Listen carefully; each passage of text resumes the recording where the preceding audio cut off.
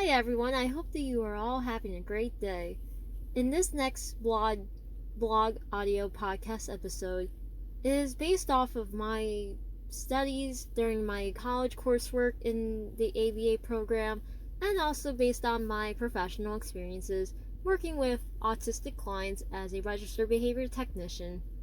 My goal is to be able to explain behavior procedures and principles that will make sure that all parents and educators, professionals, etc., understand the difference between reinforcement and punishment and how they are used in our everyday lives.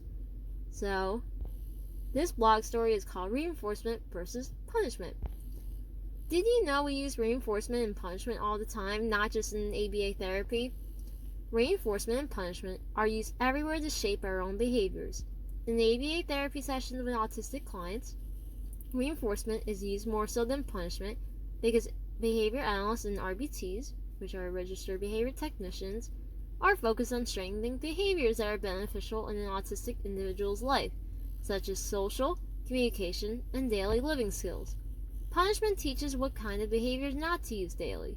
In the education system, teachers rely on punishment the most because students must follow classroom expectations. Of course, educators provide reinforcement when a student raises their hand to answer a question, but punishment is still relied on for students demonstrating behaviors of property destruction, touching others, etc. I want to note, by the way, before I continue reading, that a lot of times we've used punishment because to decrease a behavior that we don't want to see. Just as a note that I wanted to add. Now I shall continue reading.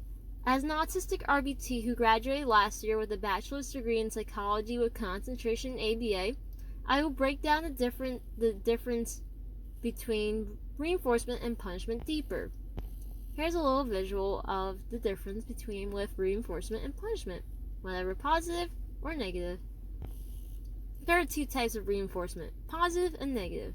Positive reinforcement means providing something in order to increase the likelihood of a behavior to occur more often.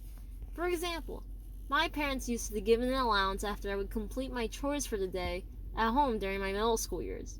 Negative reinforcement means taking away something to increase the likelihood of a behavior occurring more often. For instance, a teacher eliminates homework for the night after students accomplish a lot of work in class today. If this happens from the teacher, then students would be more productive in the classroom. All in all, reinforcement means a behavior increases due to an intervention. Not only there are two types of reinforcement, but there's also two types of punishment, positive and negative. Positive punishment is adding something to decrease a behavior from occurring. For instance, a parent yelling at their child for their bad behavior. Negative punishment is removing something pleasant or desirable from an individual to decrease a behavior from occurring. For example, a child named Kevin got a bad grade on their recent test. As a result, his parents took away his electronics. After this occurrence, Kevin will no longer get bad grades on tests in school. In sum, punishment means a behavior decreases due to an intervention. Based on these contingencies, they are all followed after a behavior occurs. Now, which kind of approach should be used? It depends on the context of the situation and things in the environment that trigger the behavior. Now, how does reinforcement and punishment occur in your life every day? Share your thoughts and experiences in the comments section. I hope that you all enjoyed this blog audio podcast episode about reinforcement versus punishment. Make sure to follow and subscribe The World of Autism, my blog website. Make sure to subscribe and follow Exceptional Shell, my professional page on Facebook, Twitter, Instagram, TikTok, Pinterest, you name it. I'm on all social media platforms. And don't forget also this YouTube channel where I've been sharing some great content videos, including with these blog audio podcast series, guest interviews for my blog website, where I feature autistic self-advocates and teachers and parents and therapists and professionals, you name it.